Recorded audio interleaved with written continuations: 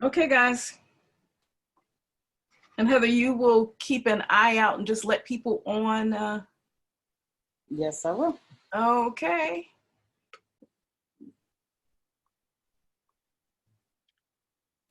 All right, are we ready? Yes. Okay, great. I want to welcome everyone today to the Seed Money Winning Grants and Artists, Winning Grants for Artists and Writers event today. We have a couple of sponsors for today's event. Flow Authors, which is for the love of writing. The Flow Authors is working with Chicago's Writers Association today for this event that we're bringing you. My name is April Gary, and sorry for the wait, for the delay today. We had a couple of technical difficulties, and so we may go over just a little bit. If you won't be able to participate for the whole thing, we understand that as well. But we've got a lot of good stuff for you today. So hopefully you'll be able to stay on. And again, apologies for the delay. Let me tell you a little bit about Flow, first of all. Flow, again, for the love of writing, is the Flow Authors group. You can find them on flow.authors, www.flowauthors.com. You can also find Flow on Facebook under Flow Authors, give you some more information. But Flow is a writing group that supports its members through many workshops that focus on creative and business of publishing topics, retreats, peer reviews, and feedback and other support. We also have a commitment to offering programming and other activities in the Chicago literary deserts. On an annual basis, Flow hosts several readings, write-ins, and seminars covering writing memoir, flash fiction, short stories, YA, children's literature or poetry, writing queries, pursuing residencies, breaking through writer's blocks, and more.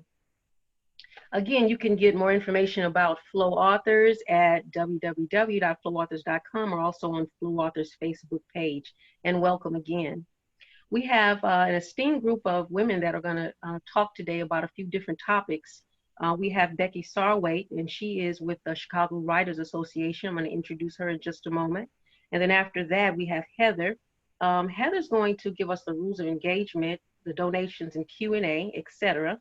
And then after that, Sandra is going to provide the components of the proposal. We're going to have Lydia. She's going to talk about taxes. Tina's going to give us the basic rules of grant writing and tips, and then we'll do a Q&A after that. So that's kind of just a brief synopsis of what this event will consist of. My name again is April Gary. I'll tell you a little bit about me. I'm a member of Flow. I'm a writer, a screenwriter, a playwright. I'm an actor, a producer, an artist, choreographer, poet, spoken word artist, author of 3 chapbooks, Love and Butterflies, The Dialect of Amazons, and Thorns and Roses. I've written and performed Tapestry. It's a tale of Tapestry, a tale of ancient times. It's a one-woman show, and also as a musical in Los Angeles and in Chicago.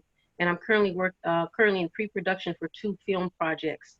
I'm an IT specialist as well, business systems analyst, website builder, project manager, and scrum master. I'm also a member of Flow, and that's a very important thing for me because with Flow, I've learned a lot, and I'm working with a wonderful group of people that have helped not just me, but other women, and I've helped them in their writing careers. And I'm sure today you'll find something that will help you as well in your writing career. And with that said, let's go ahead and introduce Becky Sarwate. Becky's with the Chicago Writers Association, CWA. And I'll tell you a little bit about Becky. So Becky she serves on the boards of the Chicago Writers Association and the Illinois Women's Press Association, and is an award-winning journalist. She's a theater critic, a blogger, and author of Cub Sessions, Famous Fans of Chicago's North Side Baseball Team by through Eckhart's Press. She is a proud Chicago resident where Becky lives with her husband, Bob, her cats, Wendy and Lisa, and dogs, RuPaul and George Michael. Check out her collected work at beckysarwate.com. Becky, if you would, give us an introduction. Thank you so much for having me today and for that lovely intro. I am pleased to be here to represent the Chicago Writers Association today. We are a diverse membership that ranges from professional freelancers and published authors to those aspiring to be published, and those who just write as a creative outlet. Our members write both fiction and nonfiction, including novels, short stories, poetry, plays, feature articles, and essays. Other work in specific genres such as romance, history, horror, and more. The Chicago Writers Association is a creative writing community of dedicated writers from Chicagoland and, in fact, in some cases around the world. Founded in 2003 and organized as a non-for-profit in 2006.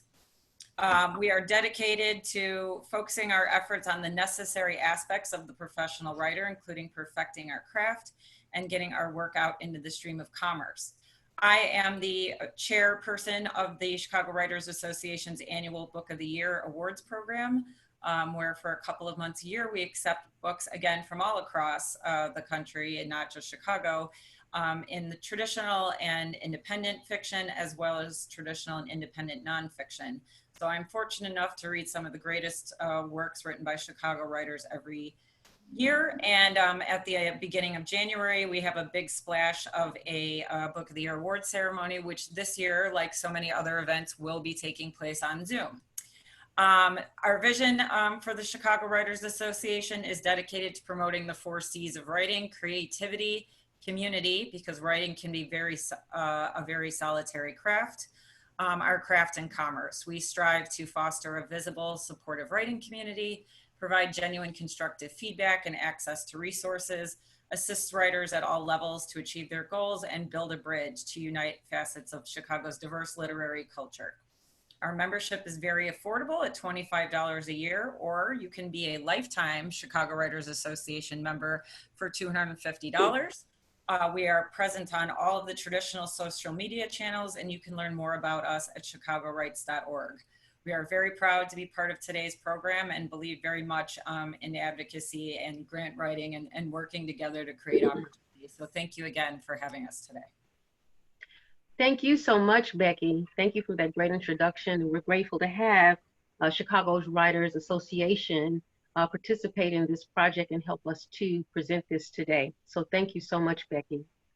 The next thing we have on our list, we will have our rules of engagement, and we have Heather Byrd Roberts, who will be providing us that information. And before that, let me go ahead and give you an intro to who Byrd is. So Heather Byrd Roberts, we call her Byrd, and she's an award-winning poet. She's a creative analyst, an educator, and author. Her first chapbook, Mahogany, A Love Letter to Black, is a 14-poem calling card. It's an invitation for discussion about Blackness and its relationship to this country, each other, and how they intersect. Byrd's work focuses on the intersectionality between form and freedom. She uses her experiences as a Black woman to shed light on privilege, love, and familial relationships. Her work unlocks the opportunity for invisible voices to be heard. She is dedicated to inspire and transform lives through creativity. Byrd's work has appeared in Kajibi's journal, I hope I said that right, Byrd, Sixfold, Expressions from Inglewood, and more. She is the 2019 National Artist of the Year, 2020 Best Storyteller, and 2020 Fringe Meister. Yay, Byrd. Her favorite words are balloon and bubble. I welcome you, Byrd. Go ahead. And thank you.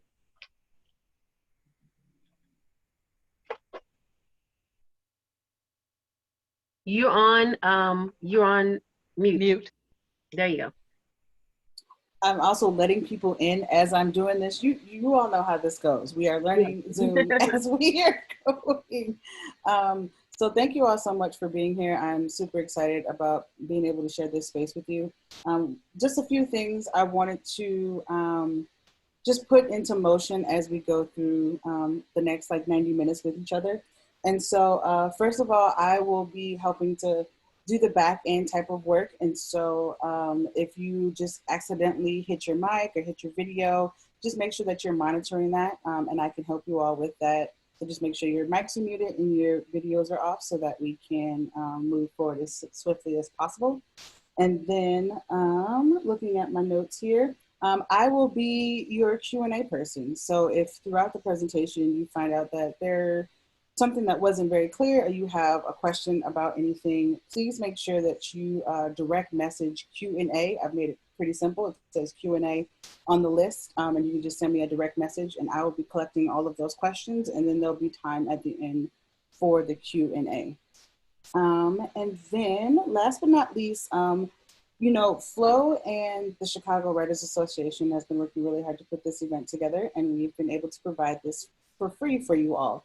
So if at any point you find that this presentation has been useful, we would ask that you donate to Flo and Young Chicago, not Young Chicago Authors, that's where I work, Chicago Writers Association through the PayPal link, and I will send the information in the group chat so that you have Flo's email address so that you can attach the account to the donation. Anything helps, $1, $5, $10. We are working really hard to provide not only programming today, but programming in the future for future writers. So if you have any questions, like I said, please make sure that you direct message the Q&A that's listed. And yeah, we welcome you to the space. Thanks, April.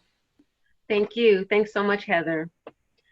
Next, we'll introduce Sandra Jackson Opoku. I'll tell you a little bit about her. Sandra Jackson Opoku is a writer of fiction, nonfiction, poetry, and dramatic works, and are widely published and they're widely published and produced. She co-edited the anthology Revise the Song, work celebrating the writing of Gwendolyn Brooks. Her awards include a National Endowment for the Arts Fellowship, American Library Association Black Caucus Award, Newcity Lit 50, Who Really Books in Chicago 2020, a Chicago Esteemed Literary Artist Award, among others. Sandra's going to provide for us the components of a proposal, and Sandra, welcome. Thank you so much. Thank you for all the attendees. Thank you for your patience. I'm going to jump right into the presentation, and we are going to take it from there.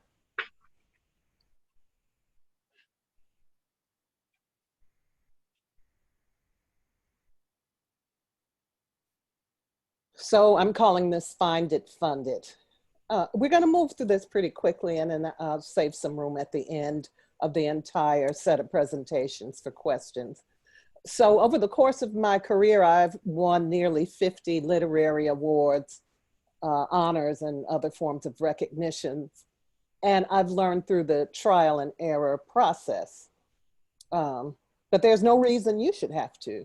So I'll be sharing with you what I've learned over the years.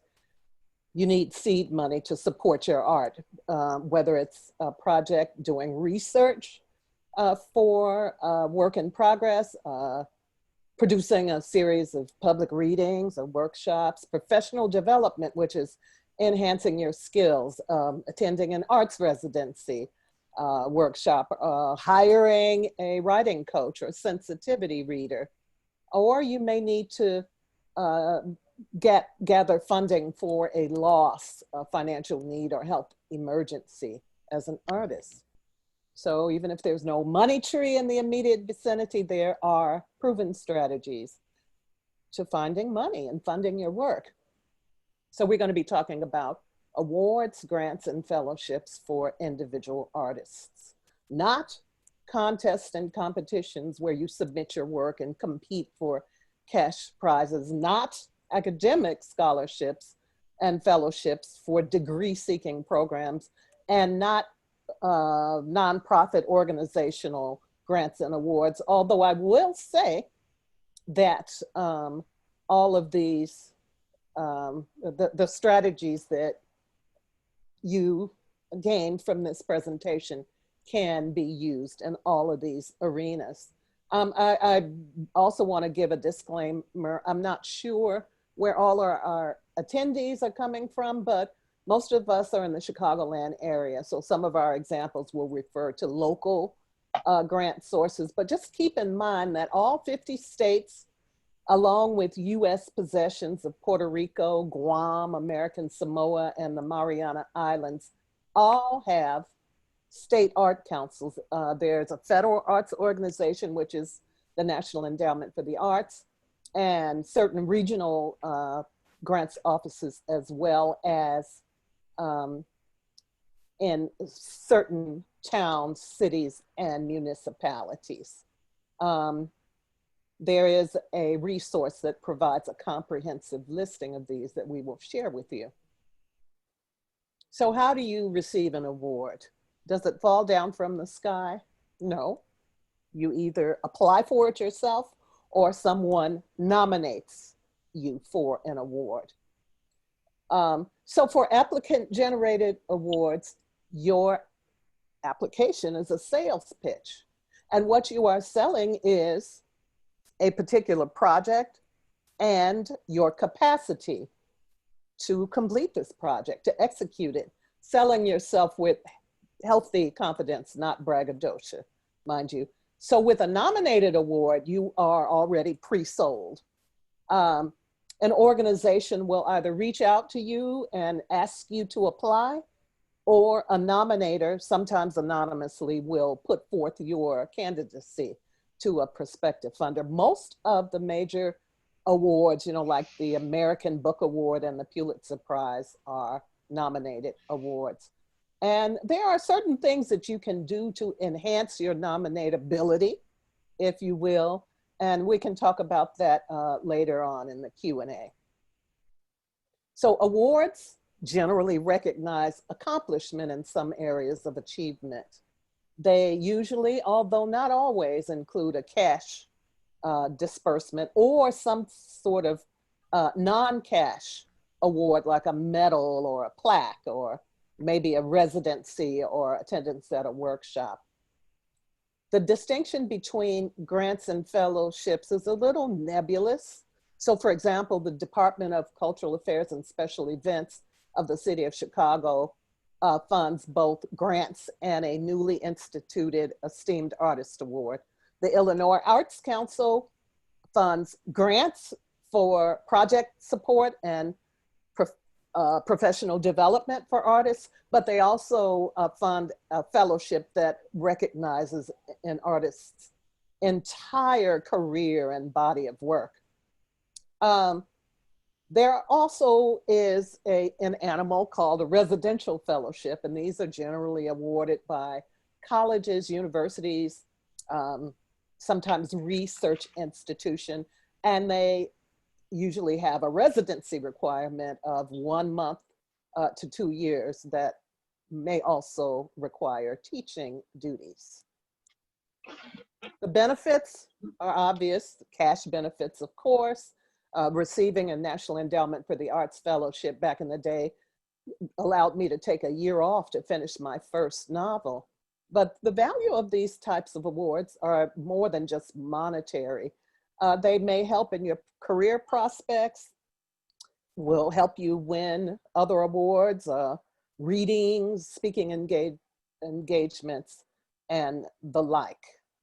Even if you don't win the award, but you make the finalist or the short list, or you're listed as a runner-up, that's something to be proud of and to list on your resume. So today we'll be looking at several of areas, I would guess. Focus areas, the proposal, the submission management system, fees, and funding opportunities. So by focus, we mean ways in which your interests, your areas of specialty as a writer or artist align with a particular funder's interests or initiatives. It could be environmental justice or something of the kind. Discipline specific funds are limited to particular genres like poetry or children's writing. Thematic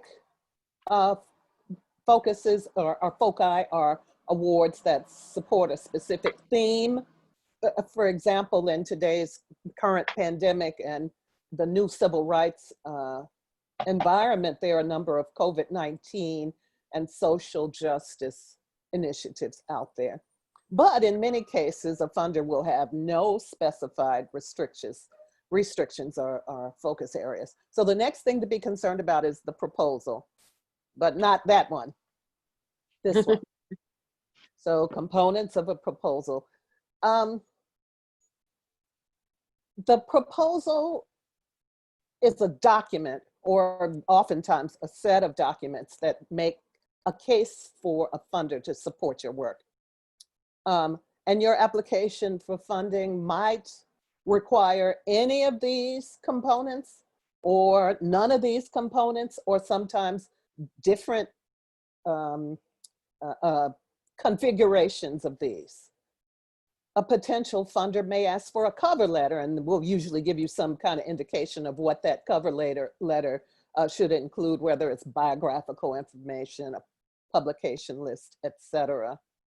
You will find that most arts funding is for a project of some sort. And as such, a project statement is generally required. Sometimes it's called a project description or a work plan, which is a detailed description of the project that you're seeking funding. It typically introduces the project. It indicates how much, if any, work has been done so far, what remains to be done, and what you're planning to use the project for.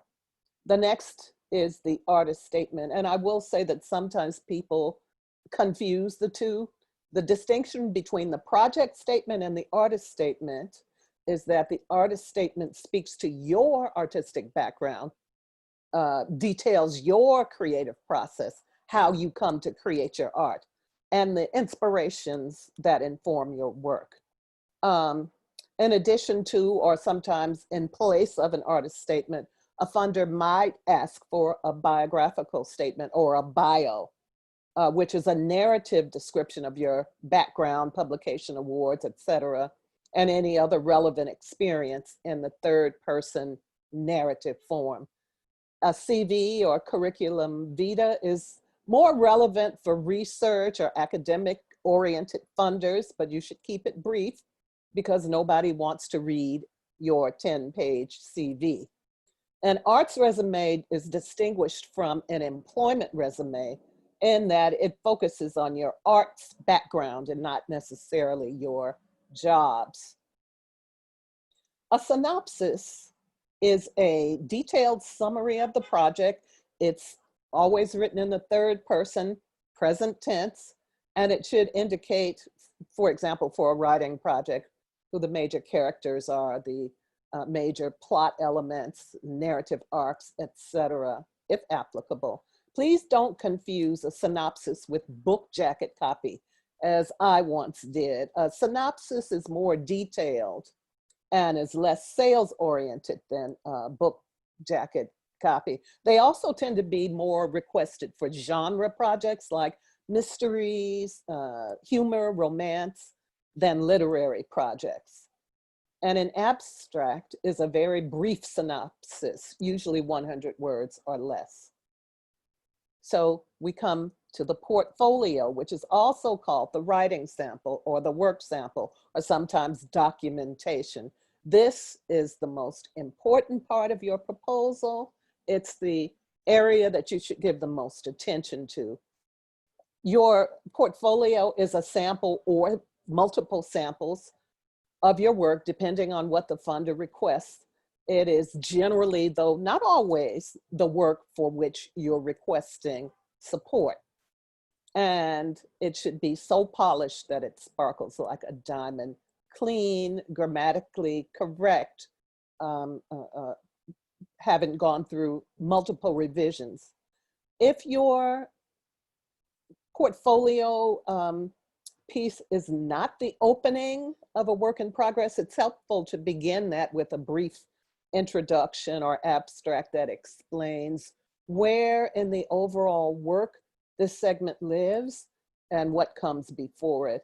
Unless the funder indicates otherwise, the portfolio should always be submitted in manuscript pages rather than photocopied pages from a book or magazine or links to a published work. Even if the funder asks you for something that is published, it should still be submitted in manuscript pages unless the funder asks otherwise. Recommendations and references. So a funder may request anywhere from 1 to 3 references from someone who is familiar with your work. Somebody like an arts colleague or an editor, an agent, a professor. Unless the funder requests this, it is a arts, not a personal or character reference. And it rarely will a funder ask for a personal or character reference. Sometimes it happens. But usually what they will ask for is, rather than the references themselves, is a contact list, including the name, the email, the phone number, sometimes a physical address of your recommenders. And then the funder will contact them themselves, usually with an email message that asks them to send in a letter by return email, or sometimes it is a link to a referral form that they are asked to fill out. One other point about references. So sometimes a recommender will only be contacted if your application makes the short list. In other words, whether it's gone through the stages and finally becomes a finalist, which might be months after you apply.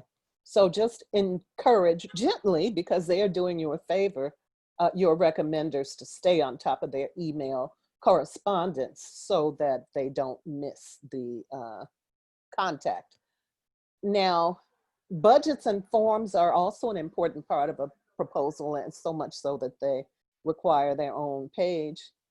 Now, there's a reason this red flag comes up. I did say that the portfolio was the most important part of your funding proposal, and I stand by that.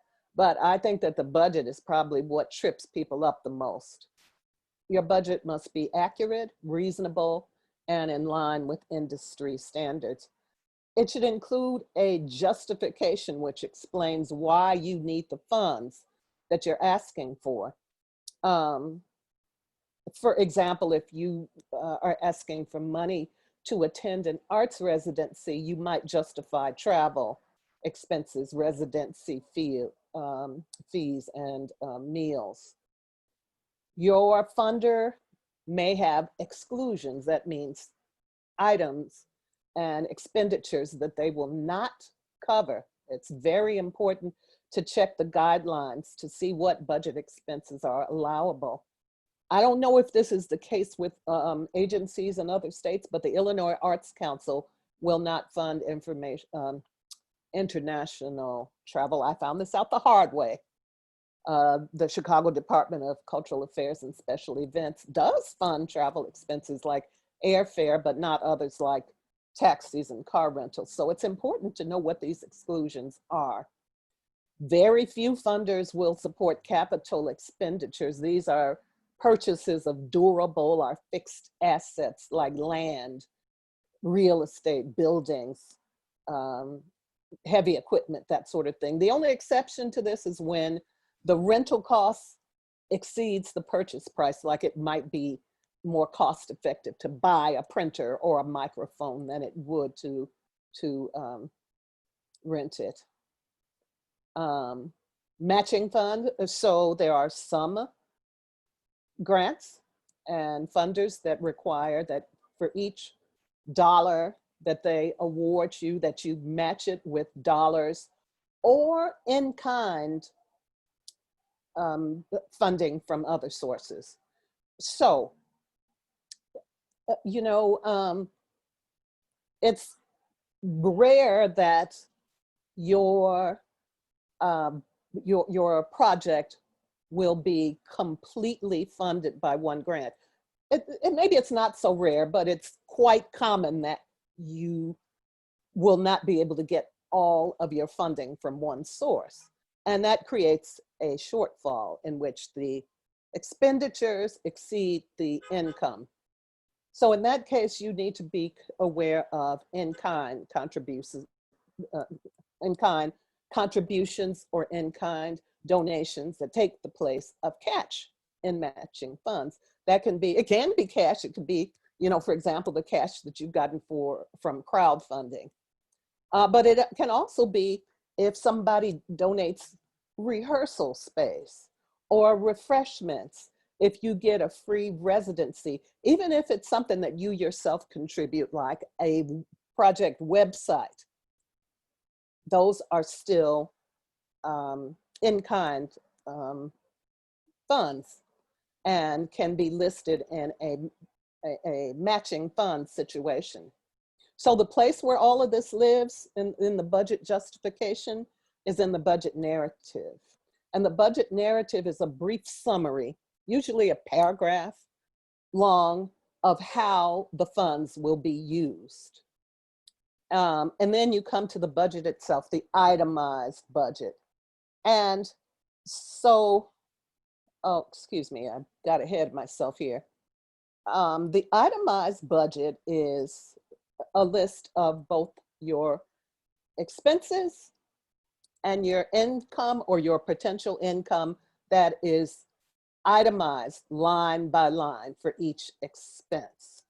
Sometimes funders require a specific budget template in Excel or some other software like this one. This is the Illinois Arts Council budget template. And if you can see, there are two areas on this template form. On the top, it is project income. That is any income that you have on hand or that you anticipate receiving, including the in this case, Illinois Arts Council fund that you're applying for. And then on the bottom half of the form are the expenses, the project expenses. The income and the expenses must always add up to be equal. Be careful with these fillable forms. Make sure to save frequently when you're entering data. And then when you're done, save, quit, and reopen to make sure that the data hasn't disappeared, because sending in a blank budget file is not a good look. I've done it myself twice. Luckily, I wasn't penalized, but I could have been. So if your data isn't saving at all, you can try saving the document instead of saving it as an Excel spreadsheet, save it as a PDF. Or you could also download, print it out, fill it out manually, scan and submit it, but that is a big headache. A few budget tips and tricks. Funders are wary about miscellaneous expenses. Try to detail and itemize every expense. Think of all conceivable project expenses to support your project. Do you need consultants or curators or translators? Will you need to print programs or tickets? Your funder might require you to document the program in some type of way. So have you built that into the budget? Photography, videography, audience evaluation, marketing expenses, like posters and mailers. These are some of the areas that you need to take time and think about when you're constructing your budget. Don't guesstimate about expenses, because your funder will probably figure out that you are fudging. So the event might, if it's a public event, for example, it might require an event insurance policy. Do you know what that costs? I don't. So if I were to include that in my budget, I would find an agency that offers it and get a quote. If I needed a project website, I would get a reasonable estimate for that. And if you really need some help with figuring out expenses, you can even, in most cases, ask the funder to help you with figuring these things out. What I mean by judge and jury is that most funding applications are judged by a jury of peers in your specific discipline. and they will know when income is exaggerated or unrealistic. Although in other cases, the judge might be a single person or a committee of mixed disciplines. So in that case, you'll need to be careful to explain why certain expenses are necessary to complete a project in your discipline. So what are the logistics of getting a proposal to a funder? Many of you will be familiar with, and maybe you've used an SMS, Submission Management System. So this is generally a digital online platform, although sometimes it's low tech, for a method for submitting your application to a funder. Most times it will be online. And in most cases, well, I'll demonstrate it. I might not have time to demonstrate it, but in most cases, you will access this SMS through the funder's website. They will generally have a place where you can press apply and it will send you to Submittable, Slideroom, other platforms like Flux or Airtable. The funder might use webbed forms that are either embedded or in their website or separate, like Google Forms or SurveyMonkey Apply.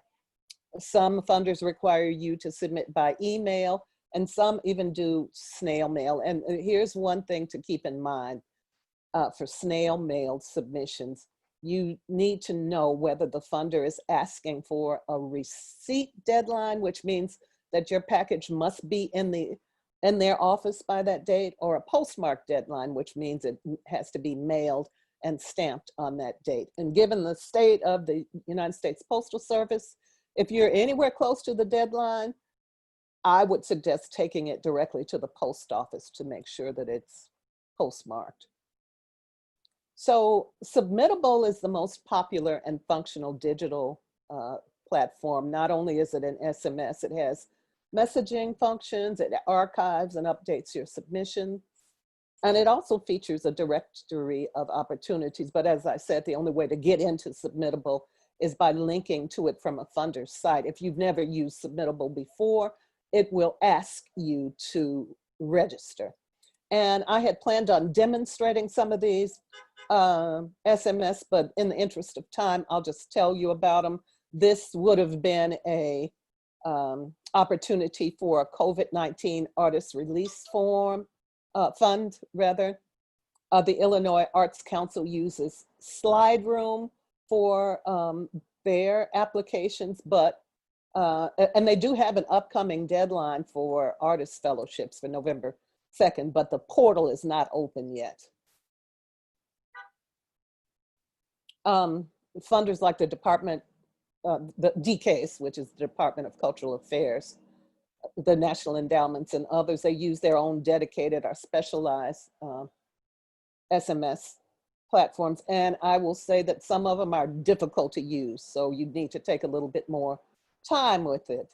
The Howard Foundation uses, I think they use SurveyMonkey Apply. We're not going to have time to look at this, but just keep in mind that they have a $35,000 fellowship in fiction during odd years and nonfiction in even numbered years. So this year, the fellowship is for nonfiction. There's a group called the Integrity Arts and Cultural Association that uses a fill-in form that's embedded in their website. If you ever had a hankering or one of your project involves research on American railroads and railways, this is a fund that uses email to apply. They ask for you to, if I'm not mistaken, to copy all of your documents, paste them into one file, and to submit it as an email attachment in PDF form. But each funder has a different process. And there are even a few diehards that will only take submissions by snail mail. This is one of them, the Jason Kittredge Fund. So you really need money to to support this project that is near and dear to your heart? Are you going to have to pay? Is it going to take money to make money? Well, the good news is probably not. Unlike contests and competitions, which will charge you anywhere from $5 to $50 for a submission fee, most grants and fellowships don't charge. And the few that do, many of them offer fee waivers in the case of financial hardship. The city, any governmental agency, whether it's city, state, federal, NGOs like libraries, universities, generally do not require a submission fee. So where can you go to find opportunities? Here are some places, and again, I won't be able to demonstrate these, but this just lets you know that there are opportunity lists, calendars, and resources out there. Some of them, like AWP and Poets and Writers, skew more toward literary projects. Others will offer a mix of genre, sometimes even journalism opportunities. And poets, the ones I have here are Poets and Writers, Creative Capital, Associated Writers and Writing Programs, AWP, which requires you to be a member to access their funding calendar, and Freedom with Writing. You might also check out newsletters. If you sign up for certain websites, they will email you newsletters and news digests about awards, sometimes even contests and residencies. And some of these include Submish, which is a list of opportunities from Submittable. There's funds for writers. And there is the Philanthropy News Digest, which is not just arts funds, but there is a category for arts funding.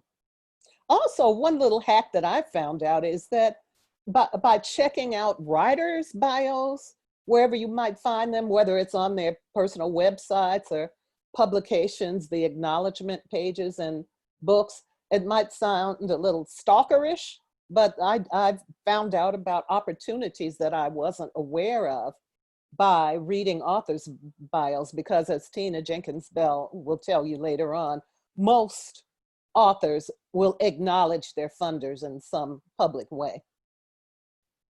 Finally, it's a numbers game. So I have a friend who's a documentary filmmaker who stubbornly refuses to apply for funding. She says that she doesn't want any outside interferences or influences on her artistic vision. And that's all well and good, but filmmaking is a most expensive discipline to fund out of your own pocket. It's small wonder that she has yet to complete a film after making films for almost 30 years. I suspect that you don't share those kinds of scruples since you're here. And if you're committed to an arts project, commit yourself to funding for it. Don't just apply to one award, then become disillusioned if you don't get it. It's a numbers game. So increasing the number of applications that you submit, also increases the odds that you will win at least once. I've applied for many, many opportunities that I didn't get, more opportunities that I didn't get than I actually won. But out of those, probably, a few hundred, I have been lucky enough to win 50 of them. So I would say that that's not a bad track record. My only caveat for you is that no matter where you are in your career, always put your best work out there, because you never know whose eyes might be on it. That's it. April, take it away. Okay, thank you so much, Sandra. Presentation that you provided. I'm scrolling over to the screen. Here we go. Great, thank you so much. The next person that's going to give a talk will be Lydia Barnes, LD Barnes. I'll give you a little information about Lydia. Lydia is a retired computer programmer. She's worked in the cultural arena, the Art Institute, and WBEZ Public Radio. and medical facilities, University of Illinois, Rush Pres, St. Luke's, and Christ Hospitals, and insurance industry, CNA, and Unitrin. She is also a tax preparer with poets, writers, and actors in her clientele. She writes blogs on jazz, poetry, and murder mystery. Lydia is going to talk to us today about grants and taxes. There you go. All right, Lydia. Hi, guys. Thank you. Yes. Hello. We're creative people, and we don't like to think about these things: money, numbers, taxes. But after you get the grant, there are monetary considerations that must be addressed. Everyone reports to the IRS sooner or later. Grantors will not deduct taxes from the money they distribute to you. Therefore, you have to be prepared for this untaxed money to be added to your individual tax return as income. You're going to receive something called a 1099 miscellaneous from the grantor if you get over $600. And depending on that amount, it can be taxed at a rate of 14% or 20.75%. Now, don't panic. These tax documents are not going to be mailed to you until February 30th. So don't rush to do your taxes the year after you receive the grant. If you leave off the 1099 info, the IRS will make the correction for you with absolutely no mitigation to it and send you a bill for the difference. Not a pleasant thing. Now, due to recent tax law changes and quote unquote simplification, you no longer are able to itemize your expenses. You've heard people say it all the time: I'm going to take it off on my taxes. Well, there's no place anymore to take it off on your taxes unless you have over $13,500 as a single person or $24,500 as a married couple. The itemized form and schedule has basically been discontinued. It's still there, but you have to have over $13,500 or $24,500. So, what are you going to do? Well, first of all, let me show you this. I'm going to walk you through this stuff. The Artist Appreciation Society was very nice, and they gave Worthy Writer a $5,000 grant. But you'll notice $5,000 here in the non-employee compensation box and absolutely nothing in federal tax withheld.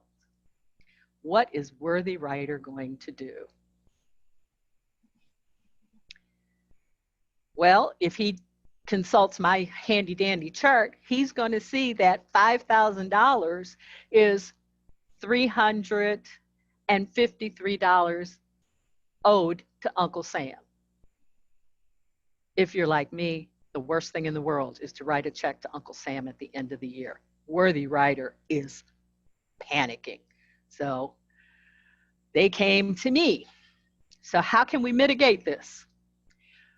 We're going to turn you into a business by filling out a Schedule C, profit and loss from business.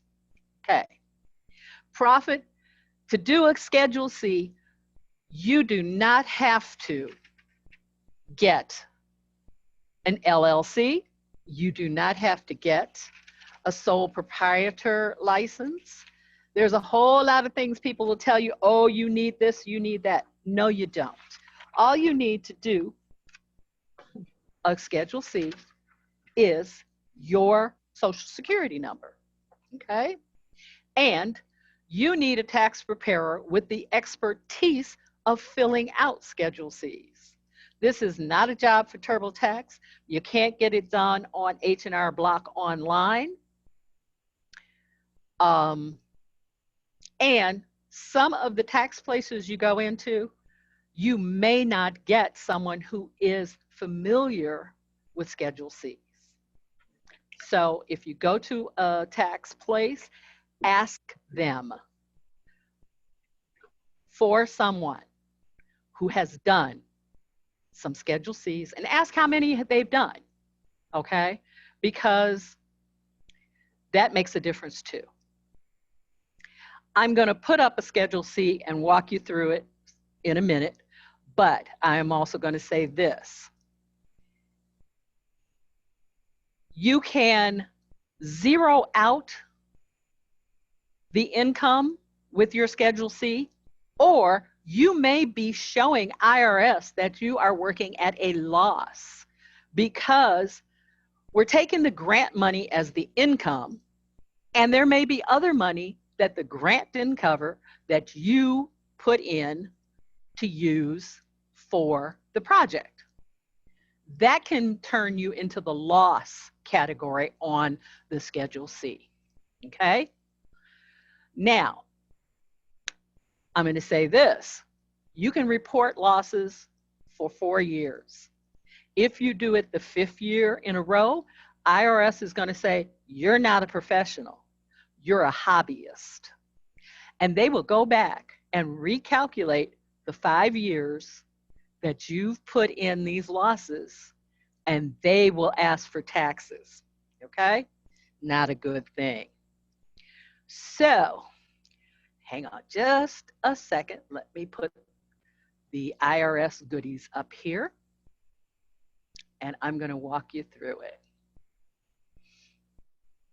The first thing we're going to say, we're going to show you, again, is worthy writer. And now they decided they'd give him $5,000 more. He has a $10,000 1099 miscellaneous. This is what it looks like. It says on here to be reported on Schedule C, Schedule E, or other income worksheet. We're only going to be concerned with Schedule C. And you'll see here there's no income tax withheld, and worthy writer has used his Social Security number. And that is a good thing. So let me go on to get you the next step. We're going to go and we are going to fill out worthy writers Schedule C. Okay. You will notice on this Schedule C, it's his name, mystery writer, writing literature, and this code here. There are lots of codes. Do not let your tax preparer put in 99999, which is unclassified, unspecified activities. That will get you an audit. There are only 3 codes that you should be using, and I'll show you those in a minute. But for an author, writer, performer, artist, the code is 711510.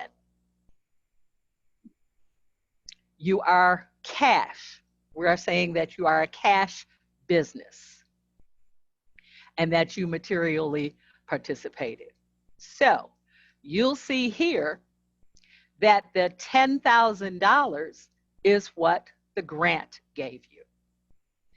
And if you have any other income, any other grants, any other anything, it would go here. But we're just going to deal with $10,000. On your budget that you sent to the grant people, you pull that out in one hand and you use those things that you asked them to cover as your expenses. You had advertising. Car and truck expenses probably won't be on the grantor's budget, but if you travel to a reading, if you travel to a book fair, you can take mileage. I'd only take mileage, not actual expenses. If you are paying to have your, if you're paying to have your taxes done, I would put that in legal and professional fees. Also, any other professional fees that you've paid other people, your editor, your copy artist, that goes in legal and professional services. There's also equipment, rental, there's supplies, deductible meals. When you travel to the book fair and you are not home, you can deduct those meals, okay? Now, other expenses, you see this $6,000? Yeah, that's okay, because other expenses are delineated here. So the copy editor, I broke it out and put it here. My ISBN numbers, my copyright processing fee, my on-demand printing setup, my advanced copies, and my cover art. I put it there and it came to $6,512. You will also see that my total expenses, $10,000. So I have no profit, I have no loss, and I will owe no tax on the $10,000 grant.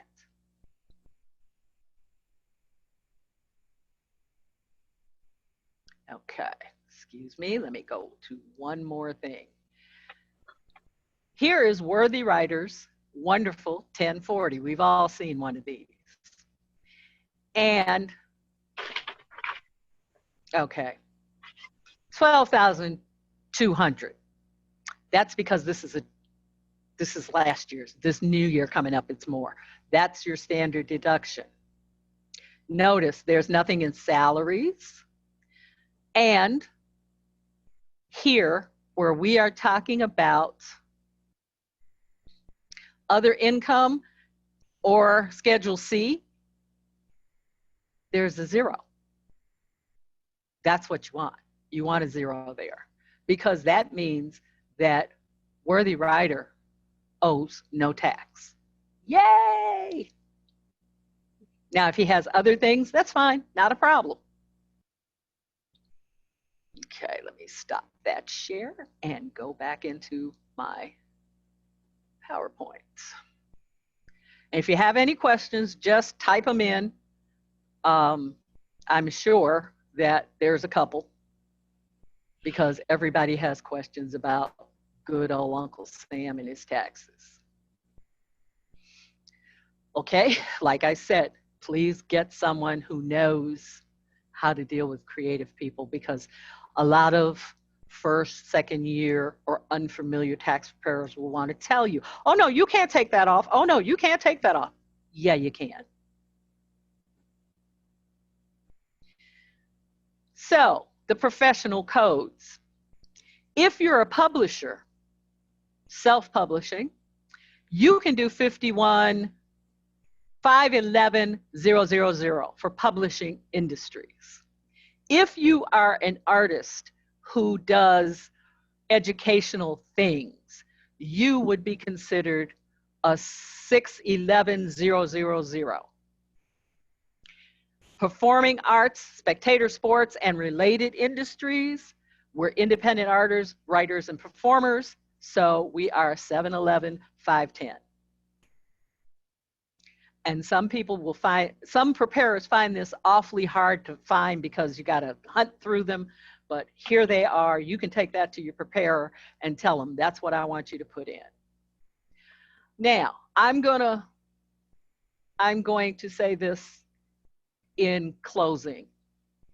Record keeping. Record keeping is extremely important.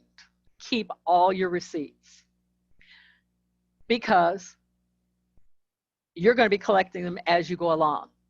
Not only do you want to use what the grant budget was, you want to use your out-of-pocket expenses. I have a very low-tech solution. I was really surprised to read in People magazine that Dolly Parton uses this same system when she was writing her book and when she writes her songs. It's called a large plastic bag, either in your purse, your car, your fanny pack. I love the 2.5 gallon bag because I can get 8x10 documents or folders in that bag and then zip them up. And that helps me have everything at the end of the year. You don't have to sort them right then, but throw them in there, because if you don't, you'll forget them, you'll lose them, they'll get coffee on them, they won't be readable, and you'll lose out. You can also scan or photograph them for double safety. The world is on fire, it's flooding, God knows it's mudsliding. If you have one of those disasters, you can still have your records if you photograph them and put them somewhere. Thanks, folks. I hope that helps. And be sure to put your questions in the Q&A, and I will answer them at the end. Here you go, April. Thank you so much, Lydia. That's very informative. I'm sure we all could use the information that Lydia's provided. She's a great tax expert, so I definitely recommend her. The next person that's going to give a talk will be Tina Jenkins Bell. Tina's going to give us the basic rules of grant writing and tips. Let me tell you a little bit about Tina. Tina Jenkins Bell is an author. She's a freelance journalist and a grant writer. She has received numerous grants, fellowships, and scholarships, and successfully written proposals for funding for nonprofit organizations. Bell's sci-fi short story, To the Moon and Back, was nominated for a 2020 Illinois Arts Council Literary Award. She is currently editing an anthology focusing on Gary, Indiana, and working on her second novel, Family Legacies. Let's welcome Tina Jenkins Bell.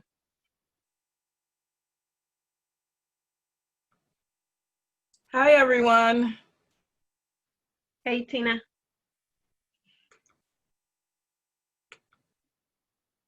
All right. Okay, so I'm going to share some tips with you. As April mentioned, I've been writing grants for a while, and believe me, these are all tips that came from sweat, hard work, mistakes of my own, that kind of thing. So the one thing that I always tell people is to start right when you're working on grants. Don't make your preparation you actually sitting down to write that grant. So start right if you want to reach your ultimate destination, which is seed money for grants, from grants. Okay. Let me just move all of this so I can see what I'm doing here. So don't be this guy. Don't be this guy. This guy is standing all alone. Obviously, it looks like he's, you know, nothing in his hands, no resources or anything. He's in this maze, which leads me to believe that he's somewhat confused. And why? It could be because he waited until the last minute to do certain things, or that he skipped certain steps as far as preparing for and writing his grant. So there are top reasons that proposals fail to win funding, and I'll start off with the first three. One, you applied for grants that did not speak to your needs or mission. This is called chasing the money. Now, chasing the money is a term that's really well known among organizations, not-for-profits and so forth that apply for grants all the time. But I think that we as artists and writers can fall in this trap as well, chasing money that really does not speak to your mission or your needs. You know, sometimes you'll see an opportunity and think, oh, that really looks good, let me go ahead and write for it. And either you don't get it because the grant didn't speak to your need, because the grant does not communicate needs and a mission that then speaks to what the funder is looking for offering, or you do get it, now you have the money and hey, what do you do with it? Because guess what? Your needs or your mission don't speak to the grant itself.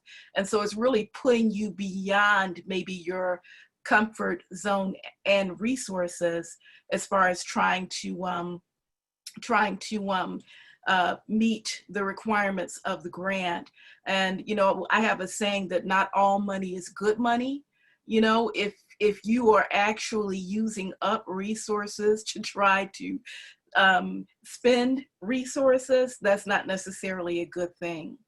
Okay, the other thing is you submitted a proposal without proofing, revising, and polishing.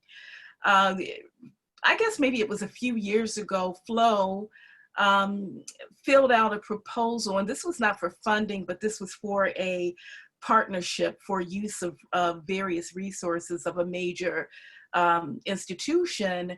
And we got it. We were accepted as a partner. And one of the things that the woman told me was that she really sort of, you know, congratulated us on being professional about, you know, our submission. Now, this surprised me. This surprised me because I guess, you know, being old school and certain things I wouldn't consider doing and turning in, you know, a grant or turning in any kind of proposal. It surprised me when she said that some people tried to text in their information.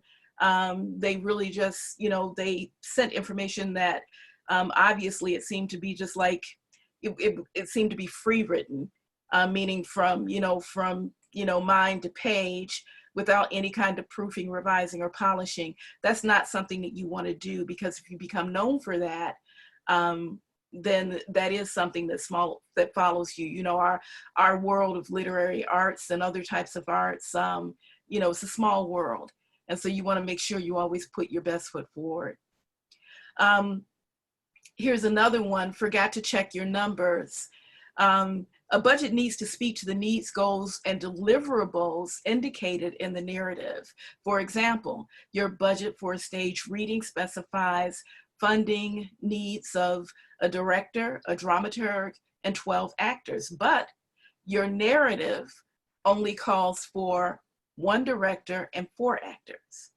Do you see the issue?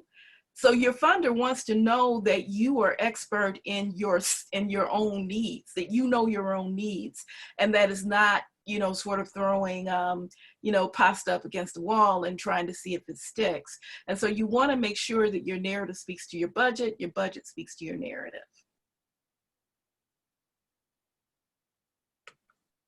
There's more. Stalled on the home front. Waiting until the last minute to submit a grant is never a good thing. So one of the things is, and trust me, this is something that I learned firsthand. I remember not long ago when I first began to submit creative grants online, and I got right up, I had everything ready, and I got right up to the midnight hour, so to speak, air quotes. And the system was congested. And so all I could see was that little circle going around and around and around, but there was nothing coming across the screen saying that the grant had been accepted. And so finally, the grant was accepted, but it could have very well have been that if there were so many people pushing that submit button at the same time that I was, that my grant could have been time-stamped not for 11:59, which is often the time, if it's at the end of the day, that grants and narratives and things like that are accepted. It could have been that it came out on the other side of midnight, and I would have gotten a nice little denial. Okay, so make sure that if you can, submit early, but at least 1 to 2 days ahead of time. And then that way you won't get caught up in that congestion. The same is true if you're mailing it in. You know, you don't want to be that person standing in line, you know, doing a two-step, waiting for people to get through with their business at the post office so that you can get there and get something time-stamped for midnight or whatever time. You want to make sure that you are there ahead of time so that you don't get involved in, you know, tangled in that kind of situation. The other thing to be concerned about too is you want to make sure that you understand if you're doing snail mail, whether or not they want it time-stamped or actually in hand by a certain time. That makes a difference as well. And still, there are more reasons, other reasons why we fail. Waited until the last minute to compile required documentation. Oftentimes they'll want a copy or a scan of your driver's license. Sometimes they might want references or recommendations. They'll want a copy of the artist's resume and bio. They might want something like an economic disclosure form, which usually you have to submit prior to the deadline of a grant. We'll talk about that more later. But these are things that you want to make sure that you don't have to look for. It's so funny, but sometimes I'll look for my artist resume bio, and I'll get everything when I conduct a search. I'll get everything except for that, right? So all of these things takes time. So make sure that you have those things ahead of time.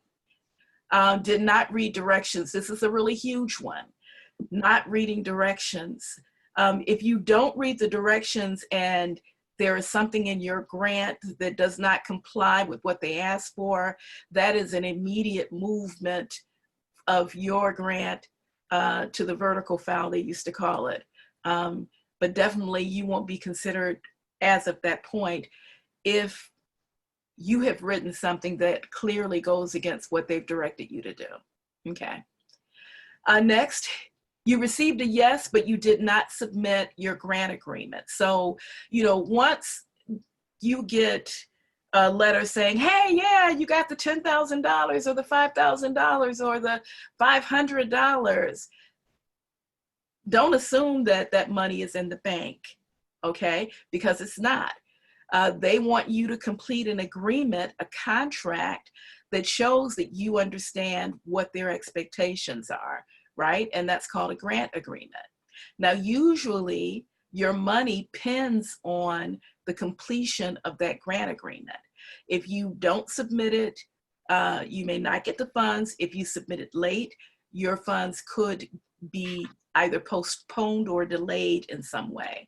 Now, if it's a state grant and it's one of those lean years, for example, the state of Illinois, and you don't turn your grant agreement in on time, and suddenly they get to that point where all the funds are done, then it's possible that your grant could get postponed. And a postponed grant is sort of like in, funding purgatory. You may get it, you may not. So make sure you turn in that grant agreement. The other thing is you use the wrong platform for submission. If the funder is using an SMS, meaning an online submission form, that's what you need to use. You cannot say, this is too hard for me, I can't do it this way. I'm going to email them all the information they asked for. They won't accept it. Okay, so as it relates to all of those pitfalls, don't be that guy standing alone wondering, where things went in the wrong direction. Be this guy. Be the guy who gets the grant. Mistakes are easy to avoid when you plan. So let's stay in the game, shall we? So here's some grant writing tips. Before you write a grant, create a file for supportive documents, including your artist resume and bio. a list of other grants and fellowships. Often a funder will want to know who else has supported you, either for that particular project or projects in the past. Keep a master budget for each project. This way it makes it easy for you to go, and as you're creating the budget form that they provide for you, you can look at numbers that you've actually researched, right? Writing samples. Whatever writing samples, list of sites where your work can be found, or digital videos, etc. Keep all of those things in a file that you can pull from. Finally, we're back to economic disclosures or other city and state clearances. Economic disclosures are something else that you want to make sure that it may not be in this file that we're talking about right now, but if it's something that a city or a state is calling for, you want to make sure that you get those done ahead of time, because often they have deadlines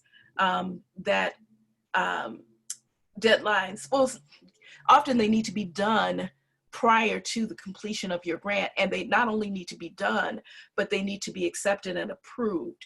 So if you wait until the last minute to do your economic disclosure, then you won't be eligible to submit the grant most times. Okay. So yeah, what are economic disclosures? Economic disclosures are they're legal documents that verify 4 things primarily. One, that you're not dipping twice in the same money pool. For example, a lot of times funders will say, well, you can't be an employee, or there can't be a family member who is related to that particular funder or department, or things like that.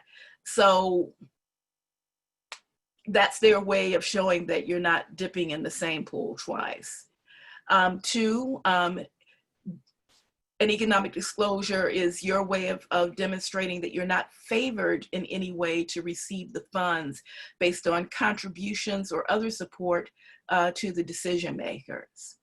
3, you have no business ties to the funder. And 4, you do not owe the funder any money. Now, if you get a grant and you owe the city or the state money, they may still grant the funds to you or give you the funds, but they will deduct what you owe, okay? I want to emphasize that the economic disclosure is a legal document. Do not stretch the truth. Tell it like it is. There have been times when, with the city, and maybe I shouldn't tell you this, maybe I owed a parking ticket, and, I indicated that I owed the parking ticket, and, maybe I was in a program to pay off the parking ticket or whatever. But be honest, because they're going to find out. They're big brother. I mean, they have all of your information. So tell the truth. If you don't tell the truth, that's another way of getting disqualified. Sometimes these documents need, and I mentioned this before, they need to be submitted and approved prior to the grant deadline. So that does deserve me saying that 2 and 3 times, because if you wait until the last minute, then, you could be getting in your own way.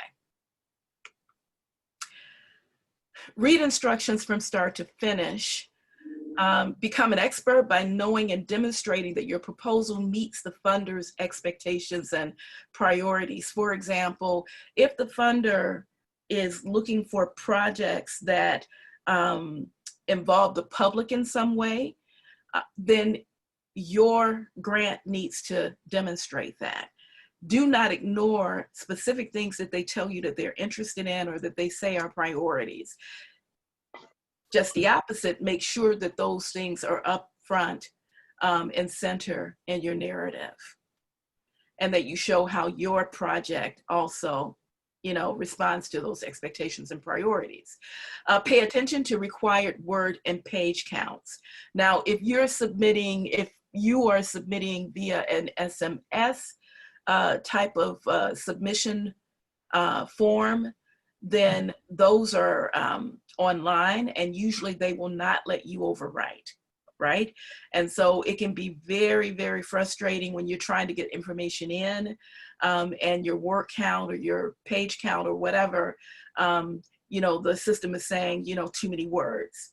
If you most times it won't even allow you to do that. But if it does, the funder will stop reading at that point. If they say 100 words, they're not going to read beyond it, okay?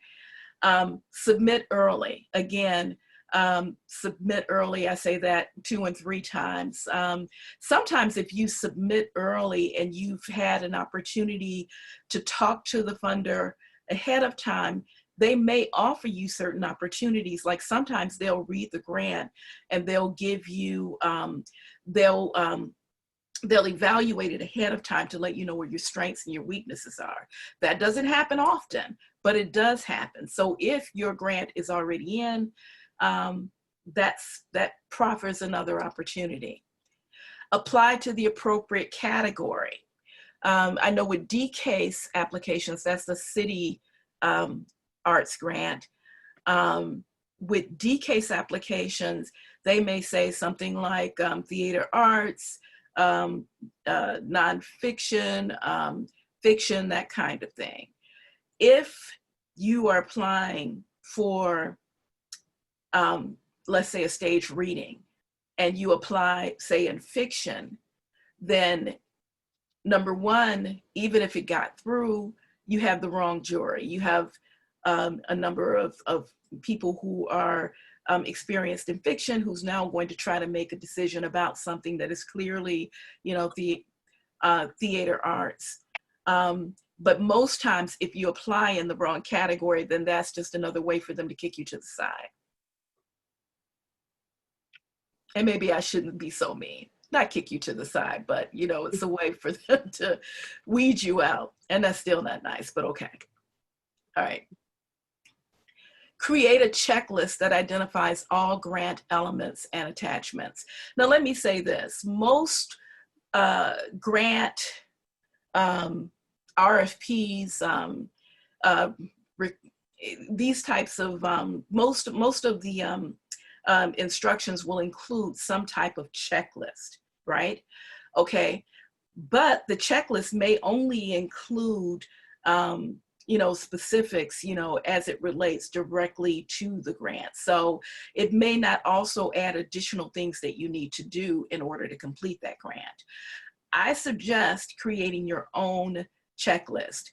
That checklist may have, you know, like an early deadline, whereas, you know, the funder is going to have their deadline. That checklist may have things like, you know, give yourself time to complete the economic disclosure. It might include things like, you know, call this person to get a quote for the use of space. Okay, all of these things are not going to be on the funder's checklist. So create a checklist that is customized for your own needs, the things that you need to do to complete that grant. That's what I suggest, because it's a wonderful thing right before you hit submit that you can go down that checklist and you know you've done everything because you've thought it out. Score points, okay? Now, a lot of creative grants may not necessarily mention points directly, but I do know that many times there are sections of the grant where they're looking for you to really offer more substantial narrative, right? And so, one, it's good to know if the funder is using a point system or if the funder is giving more credence to certain areas. For example, it might be that the work plan and the budget carry more weight than, say, your synopsis in the beginning, right? So it's good to know this, and that carries me into the next point, which is to attend community overview / Q&A workshops, where the funder answers all of your questions. Now, the hint is make sure you read the grant prior to attending this event, because that gives you an opportunity to answer questions that have not been answered in the information that they've provided, right? One of those questions might be, going back to the scoring of points, hey, are there sections of the grant that carry more weight? If so, what are they? And can you elaborate more on that? Okay, the next point, make inquiries. Okay, I already said that. Make inquiries about the community. Now, one other thing that I want to say about the community workshop, and Sandra Jackson Opoku, I know you're listening, she taught me this very well. Sometimes a funder will require that you attend a community workshop. In fact, with Dee's case, here in Chicago, that's the Chicago Arts Grant. If you don't attend the workshop, then that disqualifies you. Often they will give you at the workshop some type of password or whatever that you use when you're filling out the application. Other times when you go to these workshops, you get a chance to meet the people who could help you in the end. For example, I mentioned early on being at that midnight hour when I was trying to submit an application. And this is another incident where actually it really did get caught in the frenzy. I was able to call the person who I had met at the workshop to say, hey, look, is something going on? And there's been something that was going on most of this day with your technology. And now here I am at the, at the 5 o'clock hour and I can't get my grant through. Well, what this person did, not only for me, but for everyone, they knew that they had had technology issues. And so what she did was she extended the deadline by a couple of hours, okay? Not from 5, the deadline was no longer 5, it became 7. And that's because I'd met her at a community overview workshop. She knew me, I talked to her. Also, she knew that I was available, that I was there because of the password situation too, but I'd also had a chance to talk to her. And so I was not just a face, or a person, sort of popping up and saying, hey, look, I'm having this issue. I was someone who she knew had taken out the time to come and listen to them talk about the grant. So that's very important. It also might be an opportunity for you to talk to them about, hey, look, do you offer opportunities to pre-screen or to look at the grant ahead of time in case there are things that I can shore up? This is how you do that. You meet these people at these Q&A workshops. Reporting. Reporting is very important. Now, like after you receive the money, funders want to hear how the money was spent. They want to know specifically that you spent that money according to the guides that you guys agreed on in the grant agreement, okay?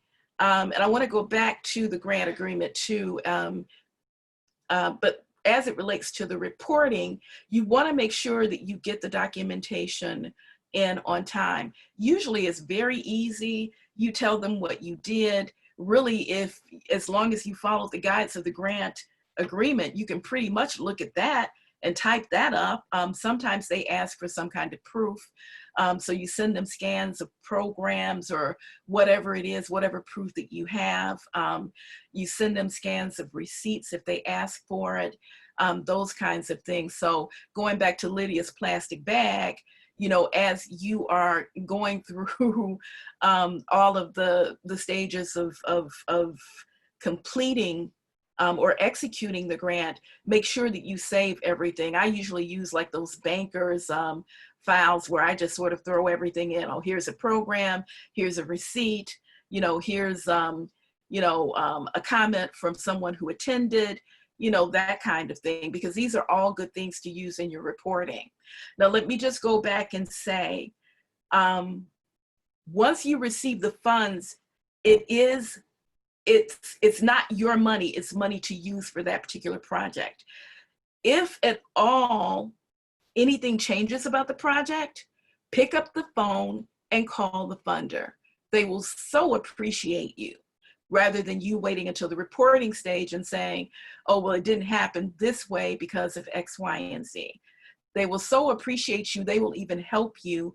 So for example, I got a grant to do professional development. My son is in the Navy, and I hadn't seen him since boot camp, and he came home at the same time that I was supposed to go to a professional development workshop.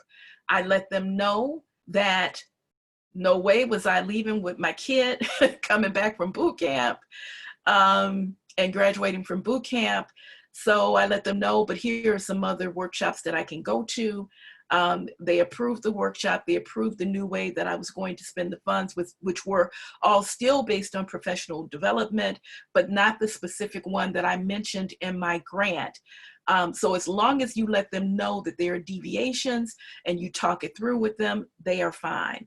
Letting them know in the reporting stage is not a good thing. It is not a good thing. Because if you don't spend the money the way you said you were going to spend the money, then you will end up owing it back. And nobody wants to pay back a grant. Finally, okay, you've gotten the money, you've turned in the grant agreement, you've completed the project. I always say the minute that they say yes, send them an email saying thank you, thank you. And if you want, follow it up with a card of appreciation, something saying, you know, thank you for the funding and thank you for including me. Again, this is also a way of being remembered, because believe it or not, a lot of times people get the funds and they don't say thank you. So when you do say thank you, you become known. And if not for that project, for future projects, they remember you and they want to help you. Why? Because they remember you as a person who was considerate. The other thing is publicly acknowledge funders. Acknowledge them in sections of, in the acknowledgement sections of your book, on programs, at public events. Make sure that you let people know that you were supported by whoever that funder or funders, whoever the funder was or funders were, if there's more than one. Also allow them to see the fruits of their and your labor, right? Send them copies of the book, send them programs, send them videos, links to whatever the work is, send it to them. I also send them copies of, like if I get,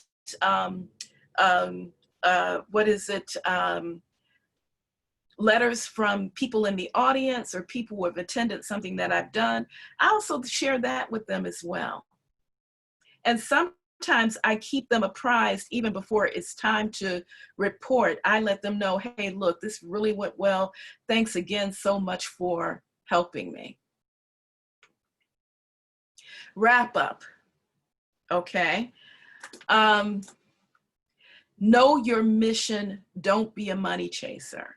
I don't think that, if funders, I don't think that they really appreciate it if they know that you're chasing money that doesn't speak to your mission. It shows up in your narrative. So you want to be someone who they know has taken the time to look at their priorities, to read the directions, that takes it seriously, because trust me, it will turn out to be an asset for you in the future, especially if you plan to return to that same funder the following year or after that. Spend money according to the agreement, and if changes need to be made, again, contact the funder prior to acting. Keep documentation up to date and in one digital file. Let me go back to your artist resume and bio. Your artist resume and bio from 2015 is not who you are today. I'm sure you've done a lot more, published a lot more, performed a lot more. It should be up to date. And that's what you want to keep up to date in your file. Same thing with driver's license. They will not accept an old driver's license. So make sure that that's up to date in your file. Submit a polished, comprehensive, and complete proposal. They appreciate your professionalism, trust me. And don't call the funder to ask questions that are explained in the guidelines, please. They are good people, but anyone can be pushed to the limit. So Let them know that you know what you're doing by reading what they've worked really hard to present as far as guidance, and only ask questions that that they haven't already answered. And they really appreciate it when you ask new questions as well, because it's something that they can either add to their Q&A or share with, because a lot of times they'll keep their Q&As up to date. So it's something that they can add and share with other people, other participants, or yeah. Let me see, I had a few more things that I wanted to add.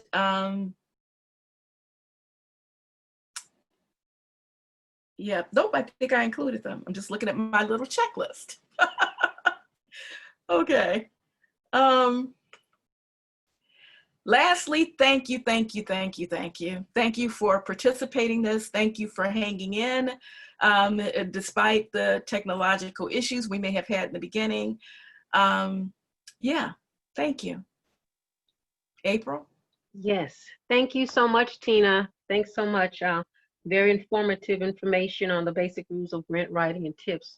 I'm sure everyone got some good information from that presentation. We are over just a couple of minutes here. I mentioned before, of course, we started a little late, so we are still need to have our Q&A. So if you can attend, that would be great. If not, we understand. We can contact you a little bit later. And of course, you can reach us at www.flowauthors.com or on our Facebook page, if you would please. Heather, if you would please, you can go ahead and start the Q&A portion. Thanks. Awesome. Thank you so much, April. All right. So let me see. I'm not sure if my video.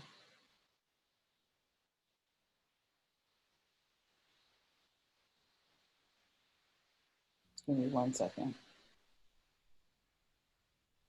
Okay, so for the Q&A, we actually received a couple of questions, and they're really, really great questions. So for the folks that presented today, before we kind of kick off with those questions, I know one of the reasons why individuals may or may not apply for a grant or a fellowship is that fear of rejection. Like you mentioned, putting in all of that work and then potentially not even receiving the grants or the fellowship. And so the question is, how do you all handle rejection once you put in all the work for the application? So I don't know if Sandra, Lydia, or Tina would like to answer that. Well, I guess I can start off, Byrd. I think that, you know, you kind of, it may sound weird, but you kind of have to be a player. You know, like one of these people that dates a lot of people. And so if one of them drops off, it doesn't really hurt that much because you got a couple of other ones waiting in the wings. That is the best analogy I've ever heard. So I would say you have to be a funding player. Don't put all of your hopes in one award or one opportunity, but investigate and apply for many opportunities, because there's this kind of law of averages. I mean, providing that you have a good project and you've submitted a good proposal, you don't really know why you've been rejected. It might be that they funded a project very similar to this. It might be something beyond your control. So I always encourage people to be promiscuous in your application process. Okay. This is great. Okay, I want to add to that. That's so funny, Sandra. You are so funny. Yeah, Sandra has been a major mentor for me as far as, you know, that whole promiscuous way of doing things.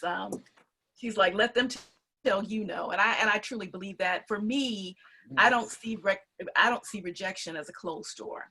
Okay, for me, it's a way for me to follow up with them. And a lot of times, even if you do receive a rejection, the funder will reach out to you and say, hey, look, we are willing to sit down with anyone who has questions and wants to talk about, you know, their grant and maybe why they were rejected. And I'm first in line for that. I'm first in line for that because, you know, I want to know what is it that I can do better, right? So oftentimes, you know, they'll share that information, and sometimes they'll tell you, hey, look, you were right at the door. You were right at the door, okay? So keep applying, and they'll encourage you to apply again. The other thing too is everybody who knows me knows that I don't see no as no, I see no as on, okay? So I will, you know, if they don't offer some type of way of sort of analyzing the rejection, then I'll reach out to them and just keep them apprised of what I'm doing and so forth. In fact, at least with IAC and DCASE, I'm on a first name basis with these people because I'm constantly, I don't just wait until the grant opens to reach out to them. Sometimes I'll just contact them and, hey, how are you doing? And ask them a question. So rejection for me is not a closed door. It's a workaround is what it is. For me, I take the opposite. You know, some people are the glass is half empty and some people are the glass is half full. Well, what I tend to do is submit and forget. Because if you submit and you do about it and constantly look at your email and look at your email and look at your email, when the rejection comes, it really hurts. But if you submit, forget about it, say it's going to be what it's going to be, and go about your business, when you get the yes, you go, ah! So that's how I deal with it. Plus, I was told a long time ago that for every one piece you did, you had to have between 1 and 300 rejections of that piece before it gets published. So I think grants are probably the same way. Yeah. I have a book of no's and I have a book of yeses. And c'est la vie. There you go. Those answers were the best. Thank you all so much. I had to mute myself because I was over here cracking up laughing. And it's useful to be able to see, you know, or just have a silver lining view. And when you start talking about submissions, so that was very helpful. I will not forget any of those answers. I will carry that with me. Lydia, there was a question from Raina who asked, so you presented about the 3 categories which someone can fall under. I can't remember the first one. I know the second one was educational and the third one kind of fell under the freelancers. And the question is, what would you do if for the Schedule C if you fall under all 3 categories? Well, if you are, I would say this, if you're reporting this year on a grant where you did it for educational services, then use the educational services. If most of your work has to do with publishing, then use publishing. It depends upon what you got your money for that particular year or what you did the most of. Usually the independent artists, writers, and performers is like the blanket, and that's probably the best one to use, but the other ones are there just in case you didn't exactly feel that you were in that 7, 11, 5, 10. Gotcha. Thank you. That's really good. And then Lydia, back to you. Selena asks, if you have a job and then you get a grant, can you still zero out your taxes? Wouldn't you still owe taxes from your other job? Well, it depends upon what you've had withheld. You can zero out the tax effect of the grant with your expenses. What you've done with your job, that's got to be, I'd have to see what you did to find out what can be done, because every circumstance is different. I don't know if you have dependents. I don't know if you put the right number of exemptions when you were having them take tax out. Wish I could be more specific. Not sure. Yeah. And Lydia, just to kind of throw it out there too, Well, no, never mind. That's okay. No, throw it out there. Go ahead. What I was going to say, if people wanted to get in touch with you and had questions, is that possible? They for can get them to me do through that? Facebook. They can get to me There we through go. Facebook. Gotcha. Put it, is that the DMs? Put it in the. Put it in a D. And are you under Lydia Barnes or LD I'm under Barnes? LD Barnes. LD Barnes. I'm making note of it. In Facebook. Yep. For more questions. Got it. Okay. So this And I'm is happy us. to answer questions for free. Gotcha. I just didn't want to get you in trouble. I'm like, can I say that? Yeah, you can say that. Awesome.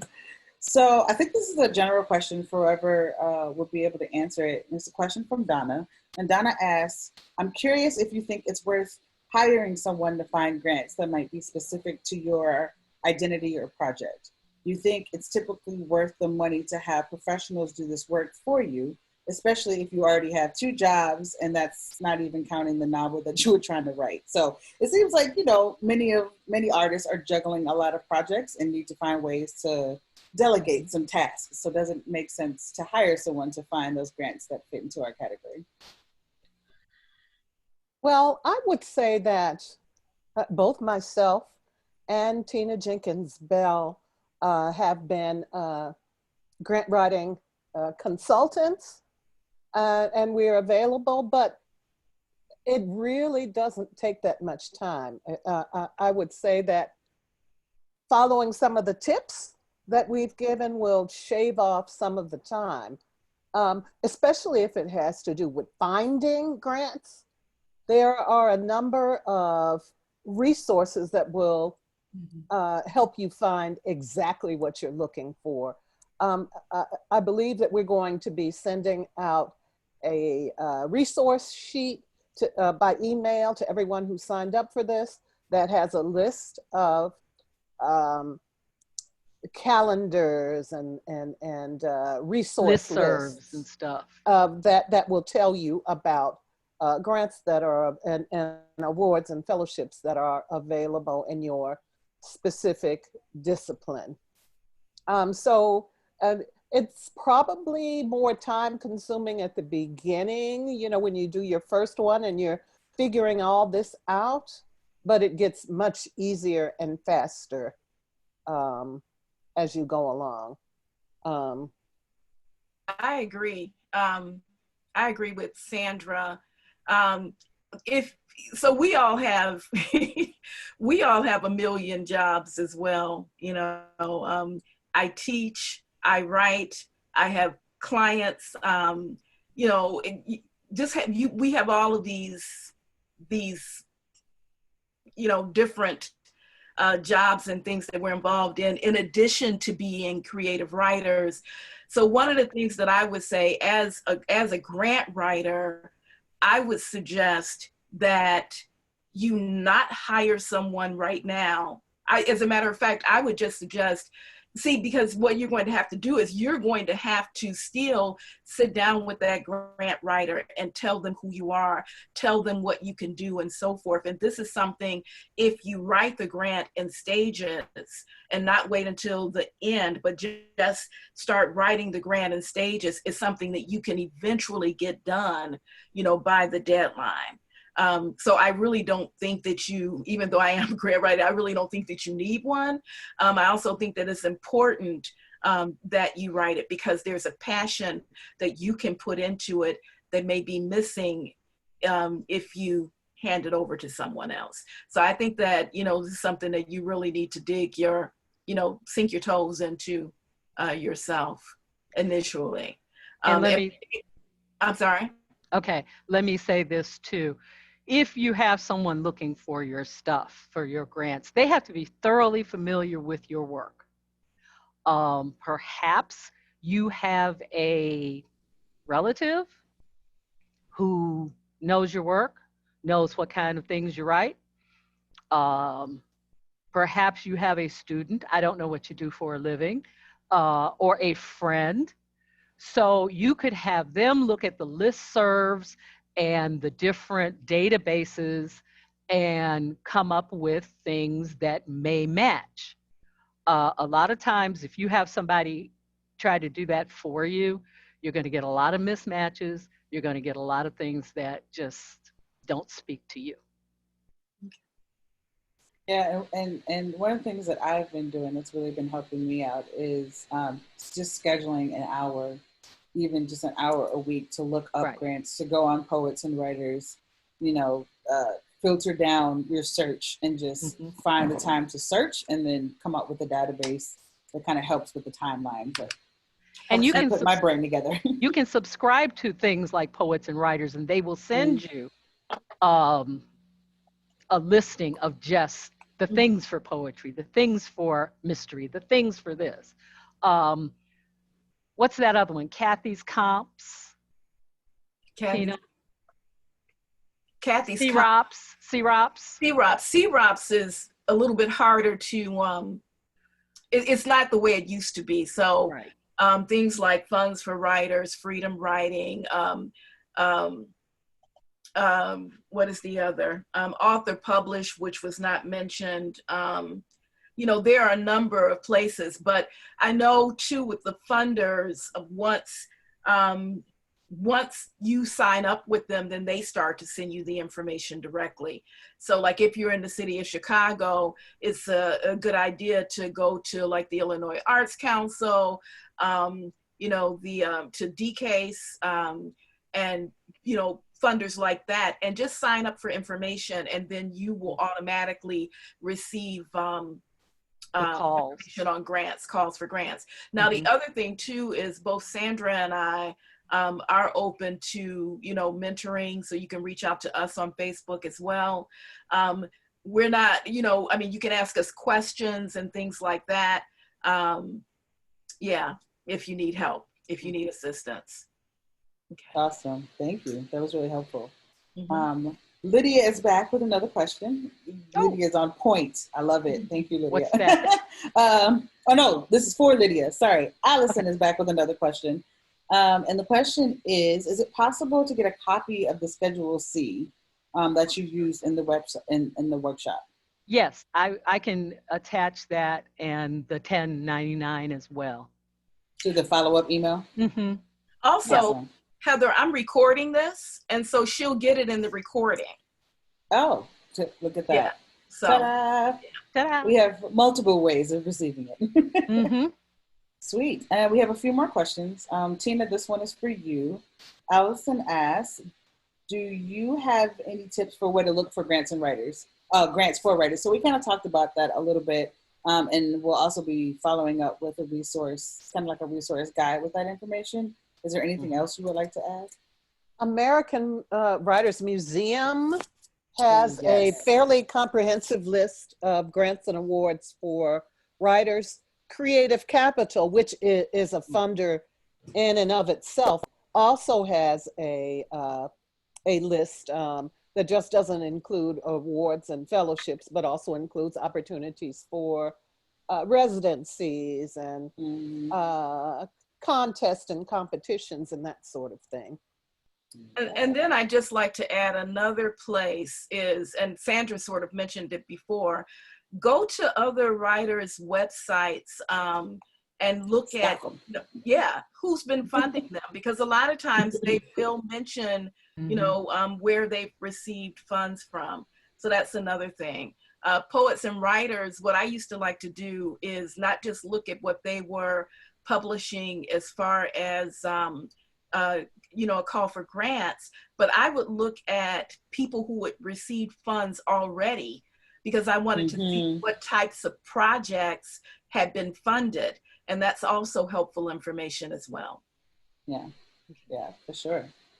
And then this is the last question that was sent to me. And if we wanted to spend more time on some other questions that I put together, we can do that as well. But this one, who does this go to? This might be a general question. So Nick asked the question, for privacy reasons, I use a pen name when I started writing fiction. As I'm seeing opportunities to apply for grants, how do I navigate this issue? Or is it even an issue? Okay, that's a Tina question right there. Yeah, all right, here we go, Tina. What you got? I've got 20 names, that's what I have. Yes. Don't we all? This is true. So, Are you asking, Nick, and if you could answer this in chat, I'm wondering, are you asking the question of should you use your pseudonym, or what are you asking? How do you navigate? Can you be a little bit more specific? Because what I do is I'm Tina Jenkins Bell. Okay, that's my author's name, but it's a name that I use for mostly everything else. However, it's not the name that my mother gave me. The name that my mother gave me, and it's now quite much longer because I'm married, is Margaret Lynn Jenkins, and then you add the Bell on. So what's on my driver's license is Margaret Jenkins. What I usually do is I apply for grants under Tina, and usually I let them know that, you know, that's my pseudonym.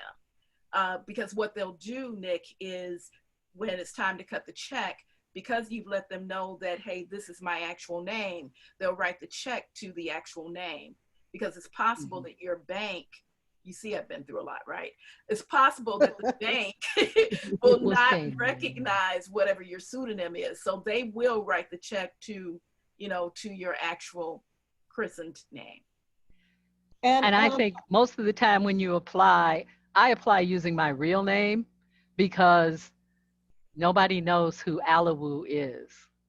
She hasn't become a big time superhero yet. So until that graphic novel comes out, I'm Lydia Barnes.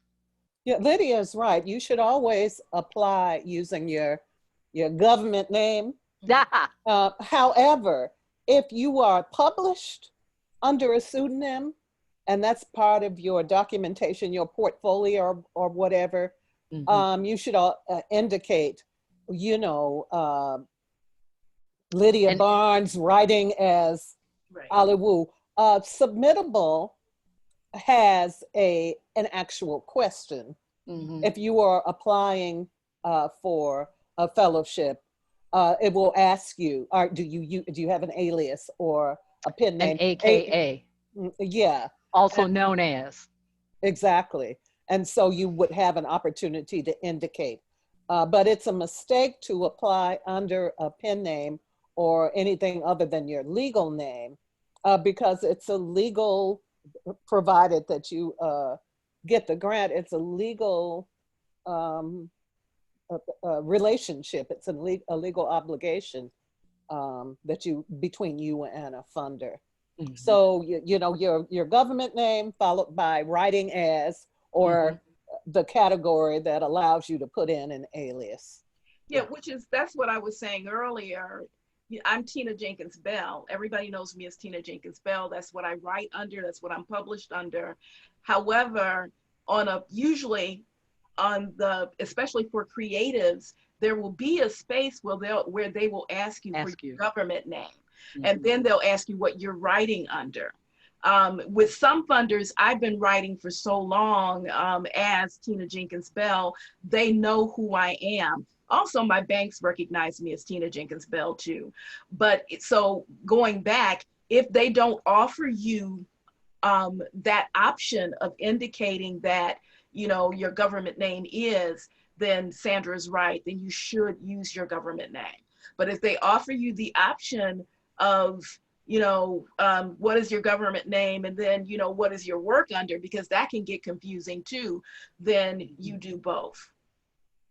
And if you have different pen names for different styles, remember what grant you're writing and give them the pen name for that style. I have a sci-fi, I have a murder mystery. They're not the same name. Got it. Thank you all so much. That's really helpful. So those are all the questions that we received from the participants, and I know that we are over time, so I want to respect the time that we are over. I am going to turn it back over to April to close us out. And yeah, you all are great. Thank you. You're welcome. Thank you so much. I want to thank everyone for attending today. Let's see, can you guys see me yet? Not yet. Okay.